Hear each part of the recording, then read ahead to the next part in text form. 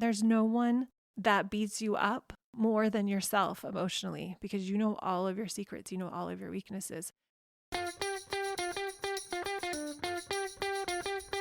Welcome to the Connect Method Parenting Podcast, where correction is out, connection is in, and your kids want to listen to you. I'm Andy Martineau, creator of Connect Method Parenting, here to help you stay calm, confident, and connected no matter what. Hey, everybody.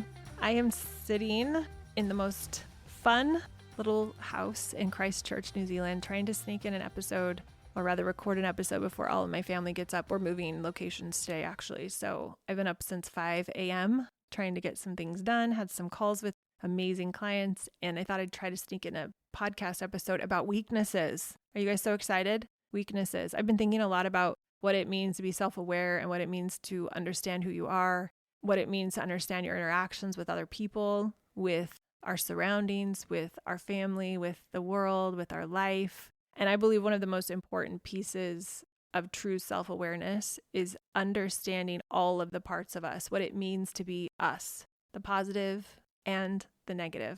And I've talked a lot about this on the podcast, about embracing the 50-50, the good and the bad, the positive and the negative. And I think that this idea of weaknesses goes right along with that. I haven't specifically called out weakness, but I wanted to today because I think when people identify weaknesses within themselves, they would identify that in a negative way.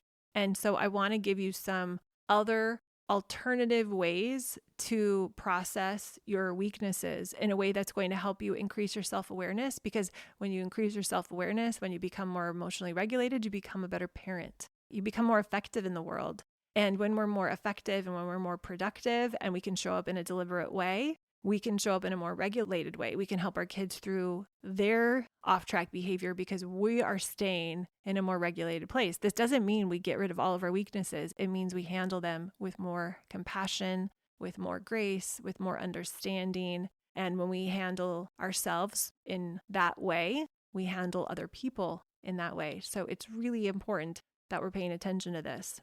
A lot of us have been conditioned to think from a very young age that weaknesses are bad. But I would say that if we can look at weaknesses in a conscious way, we can look at them as part of the beautiful complexity of being a human and use them in a productive way so that we're not unconscious about our weaknesses. We're not being taken over by our weaknesses. We can not be afraid of our weaknesses. I want to teach you all today how to truly not be afraid of the parts of us that we may not be so fond of, that we may think are weak. So let's talk a little bit about how most of us deal with our weaknesses if we aren't conscious of them, if we're not self-aware, if we're not inspecting and self-confronting and paying attention. Many of us resist our weaknesses, meaning we push them away, we try to resist them, and we spend a lot of energy, and I would say it's unnecessary energy, trying to get rid of them, trying to deny that part of us, trying to make it go away, trying to fix that broken part of us. And the way I see this is by us being unkind to ourselves. There's a lot of self-sabotage when we're denying the truth that we have weakness. And it's also very triggering to our nervous system when we're beating ourselves up about our weaknesses and we're not making space for the experience that we're having in the world. When we are judging ourselves for how we might have lost our temper, maybe we got impatient, then we are not leveraging that moment of weakness as a growth opportunity, as a moment to give us more insight into who we are, more knowledge, a better relationship with ourselves. So acknowledging our weaknesses instead of hiding them is really, really important. It makes it possible when we open ourselves up to our weaknesses to move forward and to show up as the parent we want to show up. When we resist them, it just perpetuates the cycle of more weakness, because think about how you feel when you beat yourself up. And there's no one that beats you up more than yourself emotionally, because you know all of your secrets, you know all of your weaknesses. So if you're trying to resist your weaknesses by beating yourself up, it's never going to lead to the self-awareness, to the change, to the more emotionally regulated state that you want to be in as a Connect Method parent. When you want to use connection over correction, we have to be very aware and kind to ourselves so that we can be very aware and kind to our children. A lot of us also confront our weaknesses in a very confrontational way. We show up in our lives and we say, like, no, no, no, we have to fix this. Something's wrong with me. I can't let this happen. I don't want to be weak.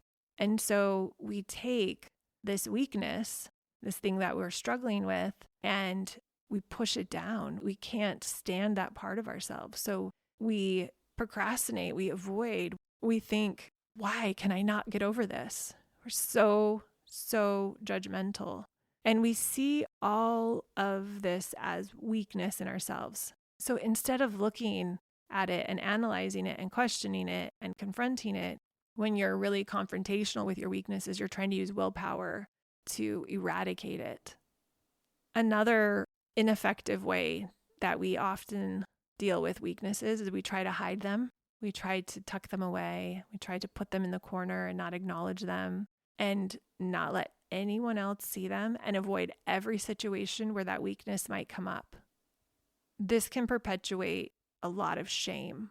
And weakness and shame, they love each other. They're besties. They love to be hidden and they love to have no opportunity to be seen because then they can create more and more evidence that something's wrong with us because there's no opportunity to air it out and to realize this is just part of being human. It's part of humanness. An example of this for me, this shame, was feeling for a while that I was weak and was not patient. I couldn't figure this out and I didn't know what to do and I was losing my temper and I would feel so ashamed about it. I did all the things I just talked about. I would hide it. I would try to force my way through it.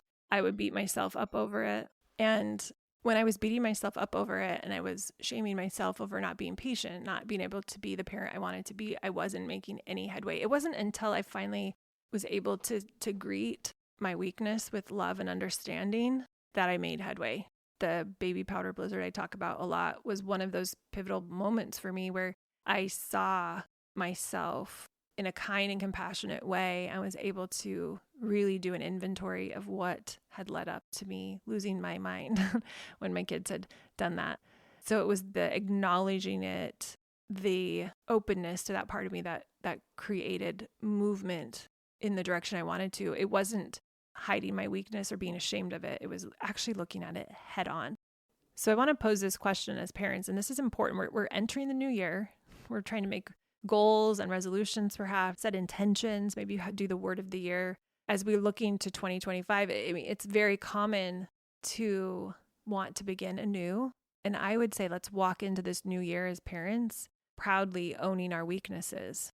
So asking ourselves, how do we deal with our weaknesses, or what are some opportunities or options that we can consider when it comes to exploring our weaknesses? And sitting with that instead of just thinking about all the ways I'm going to improve and be better by hitting these new goals or these new milestones, new habits and routines, and all that's great. But I would say, let's look at the weaknesses too and say, how can I create more awareness and consideration and love around myself and my humanness and my weaknesses as I'm moving forward? I think that's a really important thing for us to do.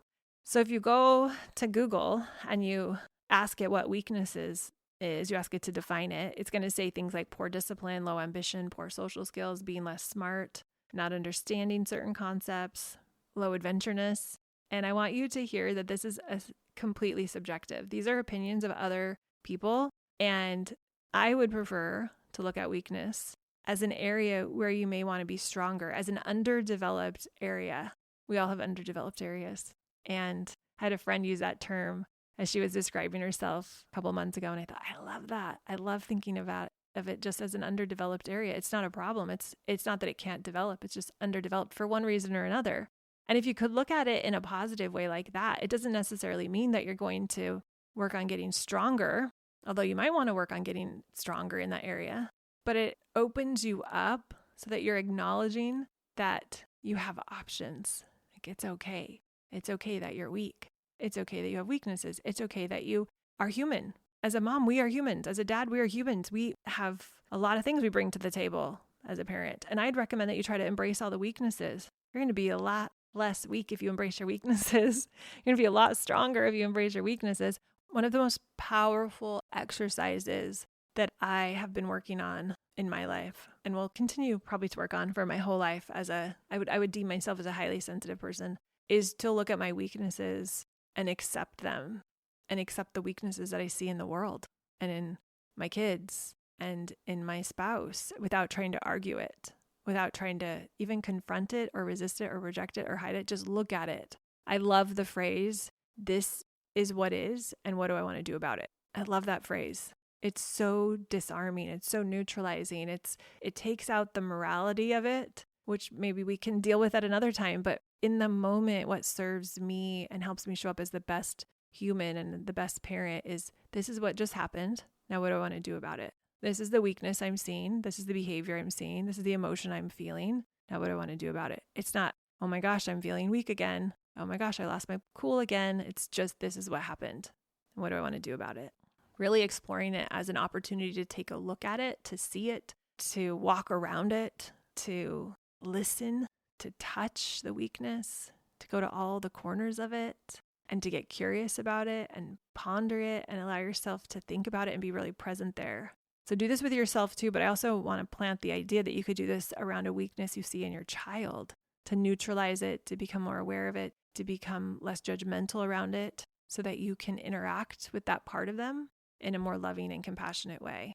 When I think of embracing my weakness, I really like to look at it as embracing one of the ingredients that makes me, me. I'm not supposed to be strong all the time. Did you know that? You're not supposed to be perfect. You're not supposed to be excellent all the time. There's this 50-50 dynamic in each one of us that includes the positive and the negative.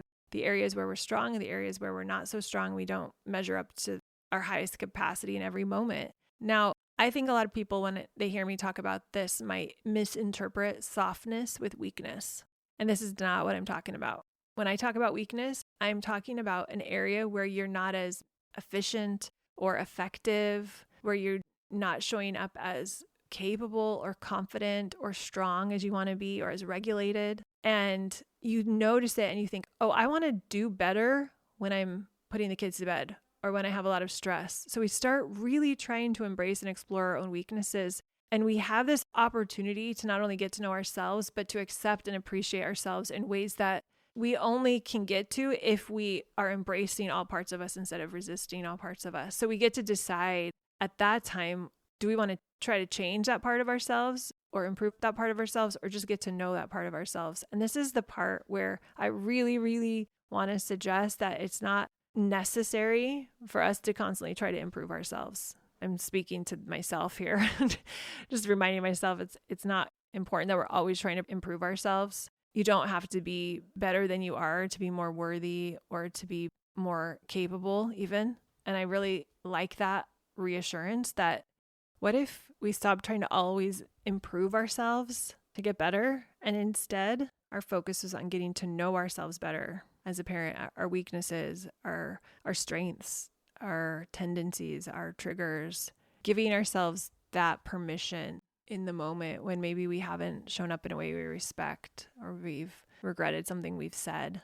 And instead of beating ourselves up over it or judging ourselves or wishing we could be different or better, we just get to know the part of ourselves that took the lead in that moment and we improve our relationship with it. We improve our understanding with it. And as you kind of question your own weaknesses and explore it, I want to suggest that maybe you don't confront it. You don't try to improve it. You just try to see it as an opportunity for self-awareness and self-compassion, and that this process will actually make you stronger, not because you don't have any weaknesses, but because you do have weaknesses and you're stronger because of your familiarity and your acceptance of them. This is so grounding for our nervous system, so regulating for our nervous system. When we are constantly judging ourselves because we didn't show up the way we wanted to, or we're judging our kids for the way they're showing up, and so we're resisting a reality and we see these weaknesses, quote unquote, if we got to know them better instead of resist and judge and try to correct them, the impact that has on our nervous system is huge. It allows us to stay in a more regulated place, which allows us to be stronger. When you're able to see things in that way, it creates acceptance and love and awareness. And you're not hiding anything or any part of you or trying to project a different part of you or trying to resist part of you or confront part of you or change part of you. You're trying to get to know all of you. So just being with that weakness is as part of your humanness, part of the ingredients that makes you up, as part of your life, not as a detriment, not as something that's supposed to not be that way, powerful as a parent. And so the other side of that could be that you decide that you do want to change it. You do want to work on it. And again, I recommend that at first you just get to know it, but then once you really get to know it, you can decide, hey, I want to do something about this. I want to be more intentional about strengthening this weakness. Or maybe I feel like there's a skill I need to develop or a capacity I need to increase. I do want to change that part of myself. Maybe one of your weaknesses is that you don't have a lot of self-control when it comes to your kids leaving their bedroom a mess. And so you have a hard time not yelling. That might be one of the areas where you want to improve and get stronger. And even though that seems like a very negative thing because it has a negative impact on your children when you yell at them, I want to give you permission to first pause and try to get to know it first, that part of you. Try to embrace that part of you that is showing up as impatient before you change, because that will ultimately make it easier for you to change that part of you, to grow up that part of you when you have authority over it, when you have awareness around it. Now, changing a weakness, changing something that you want to up-level from a place of love and compassion and understanding is the most effective way to make a change. Way better than coming from a place of lack and beating yourself up and judging yourself for the weakness you have. If you are trying to strengthen yourself in an area, compassion will always win over meanness, always. So if you see your weakness as something that needs to be confronted, that you need to go at aggressively, that you need to get rid of and eradicate and resist and react, and if you see your weaknesses as something like that, it's going to be really hard. You're going to be emotionally triggered. Your nervous system's going to go into fight or flight. It's very hard to make a change from that place. But if you look at a weakness, we're heading into the new year, you look at a weakness, you think, oh, I'd really like to be more patient with this child or create a more loving bedtime routine. And we inspect the weaknesses that are preventing us from showing up like that, and we embrace them and we explore them and we get curious about them. And then we try to change that weakness or grow, strengthen that weakness with compassion and love as part of the human experience. The amount of time it's going to take you to change will shorten dramatically. Okay, you all, as we wrap up this little conversation we're having about weakness, I just want to encourage everybody to understand your weakness and use them for you instead of against you. It's going to help you enjoy your life so much better. So as you're thinking about New Year's resolutions, as you're thinking about what you want to accomplish this year, what if one of the things on your list, just throwing this out as a possibility, is to look at your weaknesses and to find a couple of them that you become friends with this year and that you self-confront and that you really get to know that part of yourself and see it as a beautiful aspect of you. So where do you see yourself as weak? Where do you resist your weaknesses or project them or confront them or try to get them to go away or hide them? And then ask yourself, what would it be like if instead of resisting them, you explored your weaknesses, you tried to lean in and accept them, get to know them, embrace them, and maybe, just maybe, enjoy them all a little bit.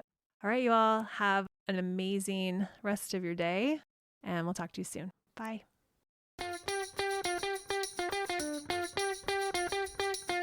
If you enjoyed listening to this podcast, come check out League, my Connect Method parenting coaching program, where we take this material and we apply it using my proven formula. Head over to cmp.works/join.